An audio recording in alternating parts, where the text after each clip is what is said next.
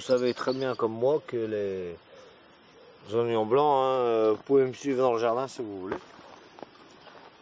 Voilà, vous voyez, ça pousse, ça pousse, ça pousse, ça pousse, ça pousse, ça pousse, ça pousse, ça pousse. Petit à petit, bien entendu, hein, mais regardez. Que 3 oignons blancs, ça coûte quand même 4 € et quelques hein, au magasin. Hein. Donc, c'est quand même de l'économie.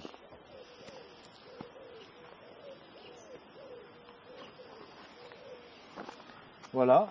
Alors ici, nous avons nos pissenlits, qui est très bon pour la santé d'ailleurs. Les reins, le sang, le foie, l'estomac, tout. Là, nous avons des fèves. Alors, comme vous voyez, c'est des fèves de l'année dernière. J'ai mis 3 rangées. Vous voyez, ils commencent à sortir. Hein, voilà. Ils commencent à sortir. Alors, ce qu'il faut faire gaffe sur les fèves, voilà. Non, on va dire qu'une fève est un légume intéressant. Car une fève attire les pucerons.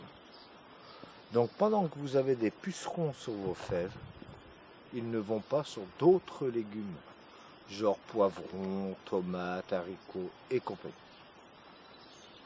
Bon bah, comme vous avez pu constater, nous avons nos oignons,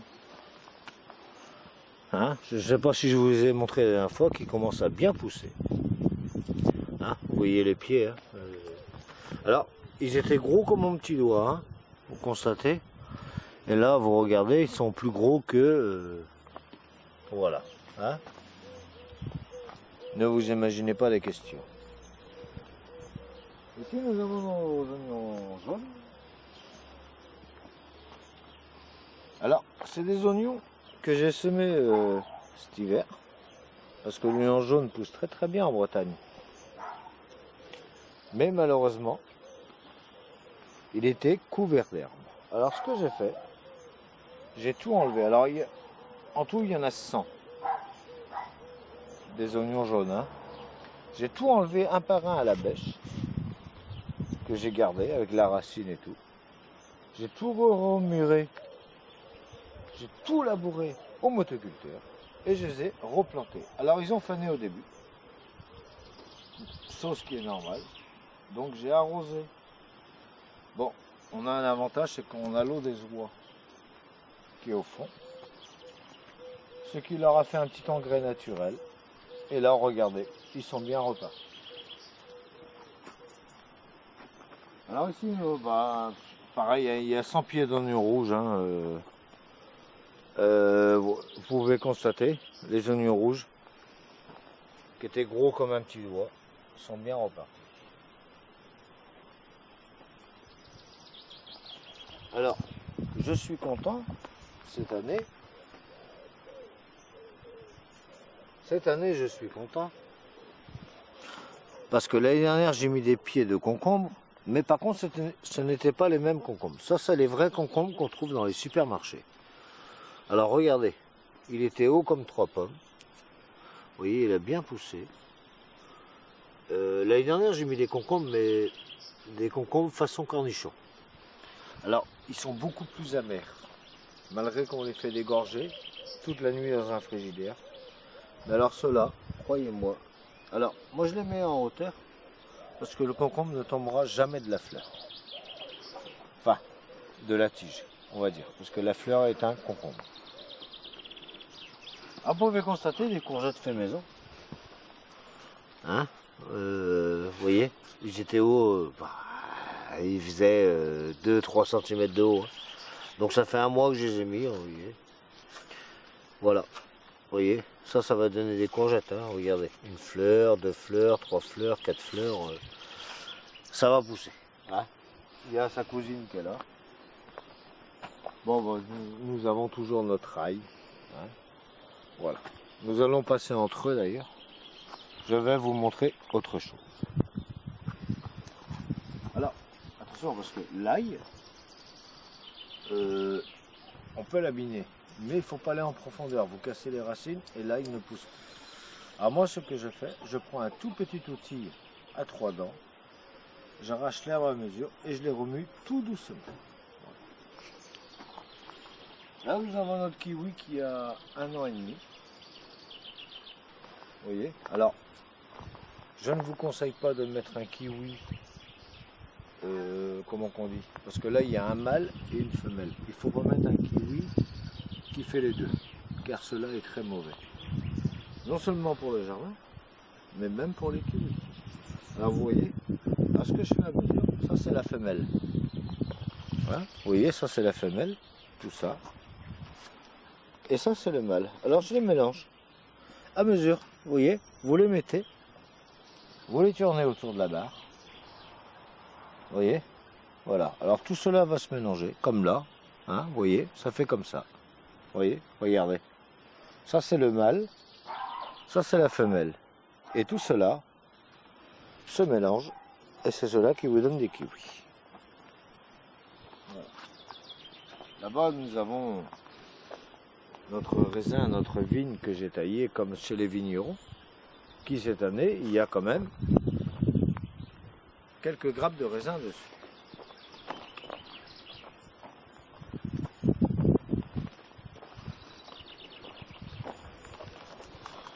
voyez, je vais vous les montrer. Hein? Regardez. Alors, quand vous avez une petite tache noire là, vous voyez? Alors, il ne faut pas l'enlever. Il faut la traiter avec de la bouillie bordelaise, tout simplement. Ce qui est une chose naturelle. Pas de produits chimiques dans le jardin. Je suis contre. Alors, nous allons repartir par là-bas. Nous allons repartir. Alors, vous voyez bien, hein, les oignons rouges. Hein, vous voyez, ça pousse. Hein, il y en a partout. Attention. Il y en a partout. Alors, je vous conseille. Ça, je l'ai coupé. Parce que, vous voyez, vous le prenez même là. Je peux le reprendre. Parce que ça fait une fleur après. C'est bon, mais à la fin des oignons. Vous en laissez 3. Ça vous fait de la graine. L'année d'après, vous replantez des oignons. Voilà. Bon, bah là, vous avez mon ail. Je ne sais pas si vous l'avez vu dans la dernière vidéo que je vous ai fait. Regardez. Elle est belle. Elle pousse bien. Alors, ceci, il faut laisser bien faner. Mais alors, carrément sec, on va dire, comme ça. Vous voyez, comme cette feuille. Une fois que toutes les feuilles sont comme ça, vous la prenez. Vous la pliez bien. Alors, je vous le montre. Là, c'est juste un... Voilà. Vous la prenez bien. Vous voyez. Vous la tordez bien. Une fois qu'elle est bien fanée. Hein, et vous faites un nœud. Cela permet à l'ail de grossir. Alors maintenant, nous allons passer derrière. Hein, parce que celui-là est là depuis 4-5 ans. Et du coup, on le laisse. Alors voilà. Vous voyez, ici j'ai planté des patates douces. Alors, pour les constater, on dirait du lierre. Alors, elles étaient hautes, on va dire 4-5 cm de haut, hein, de la terre. Alors, c'est pas dur à faire. Vous la mettez, alors par contre, un plan prend 1 mètre carré. Il faut laisser 1 mètre carré entre les deux. Car ça prend énormément de place. On va dire que c'est comme des pommes de terre normales. Ça pousse bien sous la terre, mais ça s'étale énormément. Alors regardez, cette pousse, car quand je l'ai plantée, elle faisait 4-5 cm de haut, elle ne partait pas. Pourquoi? Parce que c'est tout simple. Une pomme de terre douce, il faut toujours de la terre humide. Et là, elle part comme du lierre. Comme vous pouvez constater. Hein. Vous pouvez la mettre en pot d'appartement. Dans un pot, vous mettez une patate douce. Hein, une pomme de terre douce, hein, en étant français. Elle va faire exactement la même plante. Comme du lierre. Par contre, vous n'aurez pas de pomme de terre dans le pot. Et par contre, dans le jardin, vous aurez de la pomme de terre douce. cela qui est très bon pour la santé, avec son petit arrière sucré qui est très bon pour le cholestérol, le foie, les reins et compagnie. Alors elle est très bonne en purée. Vous pouvez la faire à l'eau, à la vapeur c'est meilleur parce que cuit dans l'eau directement, moi j'aime pas trop, comme la pomme de terre normale. Le meilleur c'est à la vapeur ou alors fricassé à la poêle. Et croyez-moi, vous prenez un petit fumet avec, c'est excellent. Alors ici vous avez, oh, voilà, les enfants m'ont fait cadeau d'un paquet de petits ronds l'année dernière. Je les ai mis cette année, là ça fait, on va dire 3 semaines, un mois on va dire. Voilà, ils sont plantés et regardez. Alors ça c'est très bon, le petit rond c'est très bon pour la santé. Bon, nous on aime bien tout ce qui est légumes du jardin bio, hein, mais après chacun son truc. Hein, mais, alors ça vous le faites revenir dans de l'huile d'olive. Évidemment le petit rond, hein, c'est gros, hein, mais le petit rond bien épluché, vous le faites revenir dans l'huile d'olive avec des oignons, de l'ail à la fin, hein, évidemment échalote avant, échalote, oignon avant. Après, à la fin, vous mettez de l'ail, juste remuer un petit peu, et vous le couvrez de lait. Et vous le laissez cuire pendant 3/4 d'heure. Là, vous le moulinez le tout. Vous avez un velouté de petits marrons qui est excellent. Alors ici, nous avons des cornichons. Bon, ici, c'est un terrain qui vient d'être remué cette année, donc ils ont du mal à pousser. Hein. Mais bon. On fait un essai, on verra bien. Alors vous pouvez constater, bon, il faut que je désherbe. Hein. On peut pas tout faire à la fois parce qu'il y a quand même 300 mètres carrés de jardin. Vous voyez, ça pousse. Hein, là-bas aussi. Là-bas aussi. Alors ça c'est des petits ronds que j'ai replantés. Alors les feuilles jaunes, vous inquiétez pas, ça repousse. Et là, bon, j'ai un voisin qui est gentil. Il m'a donné des tomates cerises qui repoussaient dans son jardin, vous voyez. Vous pouvez constater. Alors j'ai mis du compost qui est fait par les poules. Car les poules ça mange tout. Et regardez. Les fleurs. L'autre. Il y a des fleurs. Et les autres aussi. Et ça va pas tarder. Bon ben nous avons toujours nos poireaux faits maison. Et nos épinards. Nos épinards qui ont été plantés il y a 3 semaines. Ah, alors, ceci est du pissenlit. Alors je le laisse parce que nous on mange les feuilles. Hein. Alors, vous ne trouverez pas meilleur pour la santé. L'aroma, hein, vous voyez comment qu'elle a grossi. Alors, le lierre, vous voyez, je vous l'enlève devant vous, mais vous le mettez là, il repousse. Il faut prendre un seau, le donner aux poules ou compagnie. Hein. Alors, je ne sais pas si vous vous rappelez de la tomate qui était malade. Regardez. Regardez comment elle pousse bien maintenant. Regardez. Regardez. Ces belles tomates qu'il y a dessus. Hein? Hein? Il y en a partout.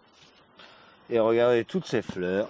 Elles sont magnifiques. Alors, n'oubliez pas, si vous avez une serre, d'enlever les gourmands. Regardez, alors j'ai mis des ficelles. Parce qu'une serre, ça sert à ça aussi. Hein, ça sert à tenir les tomates. Vous voyez, alors je fais un nœud tout simple. Vous voyez, hein, bon, beaucoup de monde le connaît. Hein, vous voyez, vous n'avez plus qu'à l'enlever. Voilà. Alors cela permet, quand la tomate pousse, vous repoussez. Hop.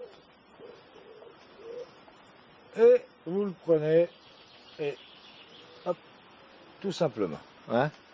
Alors regardez, constatez derrière. Hein. Voilà. Alors beaucoup de gens disent que ces tuteurs sont pas bien parce qu'ils glissent. Mais non, c'est faux. C'est parce que les gens, bien souvent, ne savent pas que la tomate, il faut la tourner autour des arrondis. Voyez-vous? Regardez. Voyez? Vous la tournez autour. Et là, votre tomate, elle tient tout seul. Bon, moi, je mets des ficelles parce que bien souvent, je laisse 2 branches sur les tomates. Parce que j'aime bien. parce que cela me donne beaucoup de tomates, hein, évidemment, parce que je fais des tomates maison et de la sauce tomate maison. Je fais des bolognaises, voilà, je hache ma viande moi-même avec du rhum steak et tout. Et croyez-moi que cela, vous voyez, je désherbe en même temps, est autre chose que les tomates que vous achetez en conserve. Alors, regardez, je ne sais pas si vous vous rappelez, ce petit plant qui avait un mois, regardez, que j'ai retrouvé dans le jardin. Regardez comment il est magnifique, comment il pousse bien. Et, évidemment, j'ai repris un piment qui était malade dans le jardin, tiens, justement. Je l'ai mis en terre il y a une semaine, là, ici, là. Alors, vous voyez, il recommence à faire des fleurs. Donc, à mon avis, il est sauvé. Et nos aubergines qui font toujours des belles fleurs, vous voyez. Je vais vous en montrer une belle. Voilà. Magnifique. Voilà, voilà, voilà. Bon, et ben, cette séance est terminée. Et vous dire, il faut toujours la dinette du chardon.